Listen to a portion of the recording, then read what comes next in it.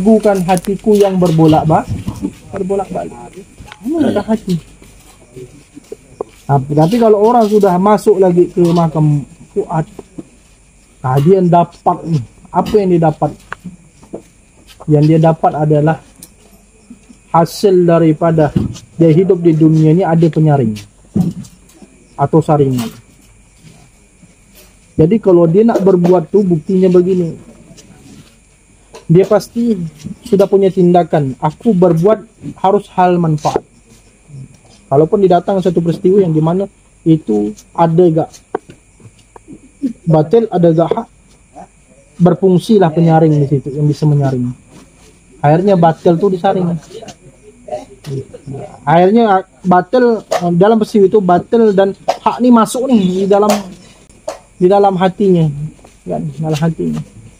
Tetapi yang tembus itu hanya yang hak, yang batil tidak, karena tadi ada penyaring. Nah ini fuad. Lub ni bagaimana orang yang punya mata hati? Ada dua versinya. Yang pertama, ya, sebagaimana dia itu dapat melihat hal keadaan dirinya, hal keadaan ke depan, bahkan hal keadaan manusia. Ini seperti cerita banyak awliya, dan salah satu yang memiliki hati yang paling tinggi makamnya itu Nabi Khidir alaihissalatu wassalam. Dia tahu kan posisinya, kenapa dia enggak mengatakan kepada Musa, kalau belajar dengan aku Musa kau diam, jangan banyak ngomong. Ada kapal dilobangkan. Nah, semua anak-anak dibunuh. Ada rumah itu yang udah dibangun lalu dihancur, dirobohkan lagi.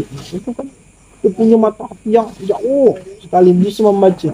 Tapi yang kedua digunakan oleh aulia terkadang tidak. Dia mendapati makam itu, karena makam itu khusus, Allah khususkan kepada orang-orang yang memang Allah mau, bukan kita mau ya, yang Allah mau. Kalau Allah mau kan tak punya cerita kita untuk membantah.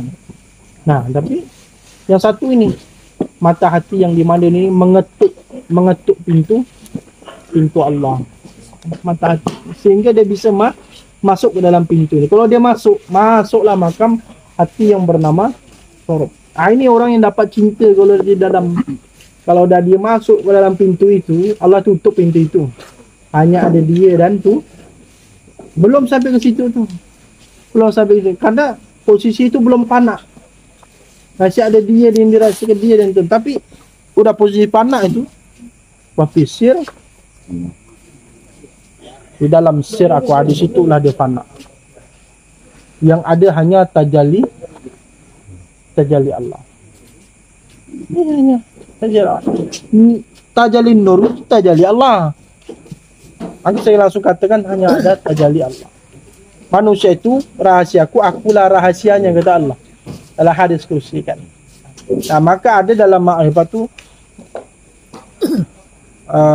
maka musyahadah itu, sehingga demikian yang disampaikan, Allah yang melihat, Allah yang berkata, Allah yang mendengar, Allah yang berbuat. Maka ada di dalam musyahadah itu makam yang seperti itu.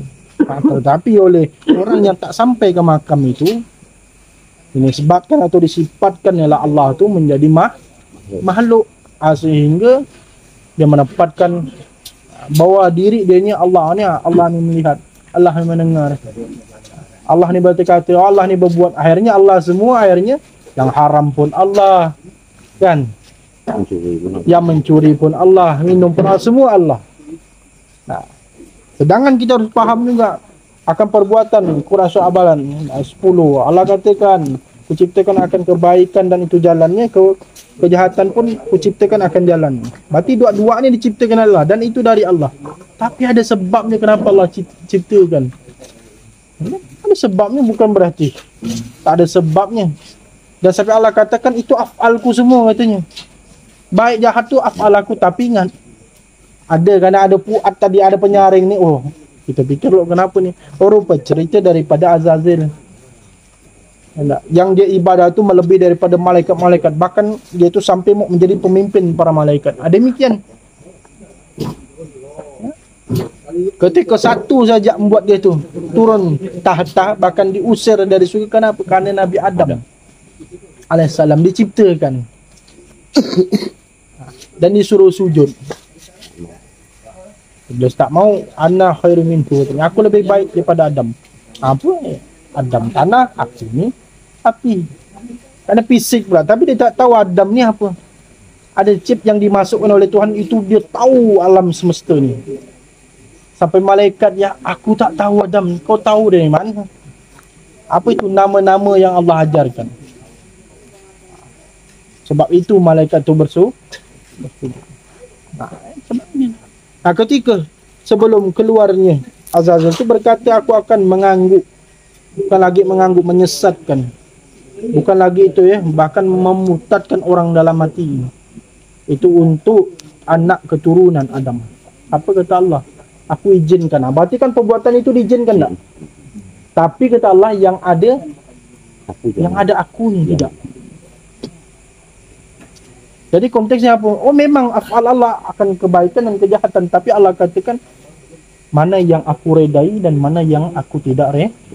Jadi kalau orang yang berbuat akan kebaikan atas nama Allah, itu berarti diredain. Dia membuat jahat atas nama Allah, ini kata perbuatan Allah, iya betul, tapi itu dalam ketidakredaan tu Tuhan. Kan paham, apa nyaman kita paham gini. Kan gitu. Kan agak sesulit-sulit benar kan? Nyaman tak orang jalan ya? Jadi kan begitu.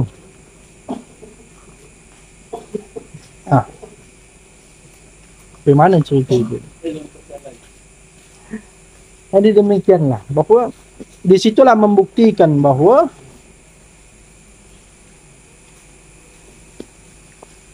mengenai tentang makam hati ini, tapi qalbi fuad wa fi fu'alub wa fi lubsor wa fi sarab sir wa fi sir. Di dalam sir itu ada aku. Di sinilah orang berjumpa sebenar-benarnya, beliau berjumpa kepada Tuhan dan tidak ada lagi dirinya. Nah, fana. Saya jelaskan lagi. Ya enggak? Fana tu ada dua. Kan kalau fana-nya aulia-aulia inilah yang di mana aulia mencerminkan yang pernah dialami oleh para sahabat. Kalau Rasulullah ya itu fana billah. Dia anak berserta Allah, hukum dijalankan. Nah, gitu Pak. Bahkan ya demikian fana Rasulullah itu sempurna. Jadi kalau akan sahabat dan aulia ini semua mengalami. Contohnya ya Abu Bakar saat sedang sujud, saking nikmatnya dia sujud tu fana dia. Akhirnya dia lupa untuk bangun. Itu fana. Jatuh dah hukum di situ. Tak jatuh hukum. Tapi ketika muncul ingatan, jatuhlah hukum. Sehingga Abu Bakar tu kembali lagi dari sujud hingga duduk di antara dua sujud. Jadi fana yang pertama itu ketika memang dia benar-benar fana, hukum pun tak jatuh dengannya. Tapi ini bukan dibuat-buat. Itu bang. Jadi kalau kedua ni fana yang kita maksud tadi ni adalah fana yang di mana dia menikmati Tuhan lengkap dengan hukum-hukum Tuhan. Ini fana ini ada.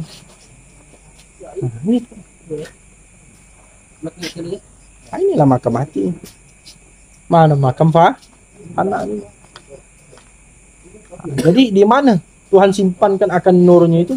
Di hati kita. Itu yang kita jelaskan, yang sudah saya jelaskan. Di hati itu ada fuad ada lub, dalam lub ada sorok, di dalam sorok sir, wafi siri anna. Di situ ketika wafi siri anna, di dalam rahasia itu ada aku. Di situlah nur Muhammad Rasulullah disimpan oleh Tuhan.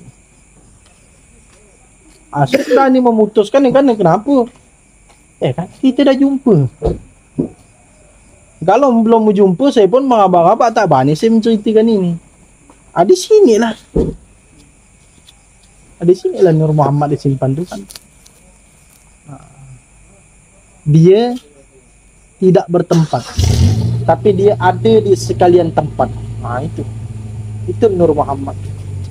Dia tak bertempat, tapi dia ada di sekalian bertempat. Tempat mana? Makam-makam yang kita jelaskan. Kalau memang dia tak ada di sini, di makam ini, hendak, dan dia berada di hanya satu makam, berarti Nur Muhammad tu ya sifatnya bukan sebab dia terjadi maka terjadi, saudara. Berarti bukan. Berarti kalau sudah kita katakan dia ada di setiap tempat tapi dia tidak bertempat. Tapi wabil khusus untuk bertemu dengan dia harus wafis siri anna, dalam Mesir ada aku. Sehingga ketika orang sudah menemukan akan tajalli Nur Muhammad ini, ya, dia menemukan la Rabbi, Tuhan. Sekarang begini saya bertanya, Nur Muhammad dengan Tuhan itu kan tak bercerai. Cerai tak? Oh, jadi satu kan, Esa itu. Hal yang mudah saya tampilkan contoh. Kopi itu yang kita nikmati, kalau sudah air, gula, tehnya, ya enggak, kita tuangkan lagi air, kita godak lagi, enggak, dah tak kenal lagi kita tu mana air, mana gula, mana teh, mana kopi. Dah satu paket. Itulah Isa. Ketika kita nikmati, rasa apa yang ada? Manis. Ketika manis tu ada, bisa tak kita jelaskan manis tu seperti apa sih gambarannya? Penjelasan tak bisa dijelaskan, hanya bisa Jadi kalau orang yang masuk ke makam itu menemukan Rabbi, Tuhan, ya karena Tuhan mempertemukan memang orang-orang itu kepadanya. Tak bisa bercakap-cakap gitu ya, hanya menikmatinya. Masuklah kita dalam hadis kursi di mana Allah katakan orang yang mengenalku tu akan keluk lidah. Man arfallah kala lisanu. Cukup jelas dan lengkap. Nah, bertemu ketika ada Allah, mudah kan bertemu dengan Allah. Jadi kalau udah kita bersama Rasulullah itu pasti terasa Allahnya. Mustahil tak terasa. Itu bah. Macam sahabat. Saya ceritakan lagi Abu Bakar di dalam hadis riwayat Bukhari. Ya Rasul, kenapa aku ni selalu melihatmu? Tapi aku ni bukan merasakan kau katanya, tapi aku merasakan Allah katanya. Ini kita buka. Jadi nanti orang mengatakan Rasulullah ni Allah lah, Tuhan. Bukan itu penjelasannya, gitu bah. Tapi apa yang diturunkan oleh Allah kepada Rasulnya ketika di dunia itu, dia membawa apa? Akhlak betul, syariat betul, akidah betul. Satu yang ulama banyak lupakan, sahabat-sahabat yang bisa merasakan kedekatan dia, mengingatkan dia kepada Allah kan. Satu yang manusia lupakan, bahkan ulama lupakan, bahwa Rasulullah turun itu membawa rasa untuk mengingatkan orang kepada Tuhan. Sebab itu maka sahabat kalau bertemu dia hanya Tuhan. Tuhan ya Rasul, yang aku ingat ni. Itu sebenarnya. Jadi ya, ajaran Rasulullah ketika dia mengajar akan akhlak, syariat, akidah, akan syariat, itu ke mana semua keputusan ni? Bisa tidak semuanya itu kau mendapatkan alamat untuk kau bertemu kepada Tuhan itu ya. Kalau kau nak beramal, amal fadilahnya begini, ya kau dapati, tapi nanti kalau kau mati itu keputusannya dari Tuhan. Mau tak Tuhan berikan gitu? Rupanya kalau amal ada riya, ada demikian penyakit hati, mana tak bisa Tuhan nak berikan. Jadi keputusan ada. Jadi apa? Ya kita beramal, solat, beramal dan demikian apa kita perbuat. Tapi satu, kita punya keyakinan kita kepada Tuhan itu yang harus kita utamakan, dan ini yang bisa memperbaiki semua syariat kita. Nah, ini. Jadi seorang guru bertanya dengan saya kan, dia pun seorang guru. Kalau kita nak bertemu Tuhan ni jauh sekali. Jadi saya jawab langsung, saya hari-hari bertemu Tuhan. Kaget dia. Macam mana jalannya sampai itu? Dia tidak mau langsung pun, dia tahu kita pun dia pengajar juga kan. Macam mana jalan Jamil? Saya ceritakan ini. Sehingga keputusan dia itu tidak berkata apa-apa. Jelasnya dia diam, dan dia dalam diam tu dia pokok mengucapkan rasa bersyukur dia lah pada tu. Sehingga dia tu pada malam itu tu solat tobat dan tunjukkan rasa syukur kepada Tuhan dan menemukan jalan yang memang mudah untuk bertemu dengan Tuhan. Kita buat jamaah ni jalan mudah Tuhan, bukan kita sulit-sulit kan. Tak ada.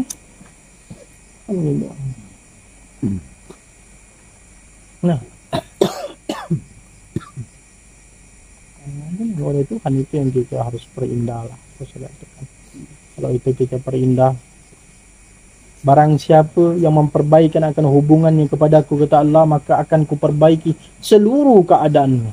Bayangkan, dunianya diperbaiki, apalagi kan? Ya, kan syariatnya diperbaiki, apalagi hubungan kepada manusia dibaiki, semua dibaiki. Asalkan tadi berurusan dengan Tuhan itu memperbaiki hubungan kita dengan tidak kita di dalam tingkatan itu. Tingkatan kita semula tak lepas daripada wujud pendosa, dosa dan hina. Tapi sungguh gitu masih Tuhan sayang, Tuhan cintai. Mana buktinya? Hari ini masih dapat hidup, sedapat kita buka mata sesama, ini buktinya Tuhan masih sayang, masih cinta, dan tidak ada Tuhan tu maha dendam. Kalau dendam, Bang Man hari ini buat salah ni, hari ini dimatikan, tak ada urusan dia. Tambah lagi penyakit lagi. Tambah penyakit lagi. Benar saya dimatikan penyakit lagi. Nah, jadi begitulah simpulan cerita dan poin daripada kita mengkaji dunia, yang kita isi dunia ni hanya ketuhanan. Itulah kajian kita. Jadi sekarang tu apa? Ya membersihkan dirilah. Membersihkan diri itu tugas. Kalau kita membersihkan diri dan kita perkuatkan diri kita dengan ibadah, apalagi kita dah ada ilmu ini, Masya Allah, makin indah kita punya hubungan dengan Tuhan itu. Kan? Nah,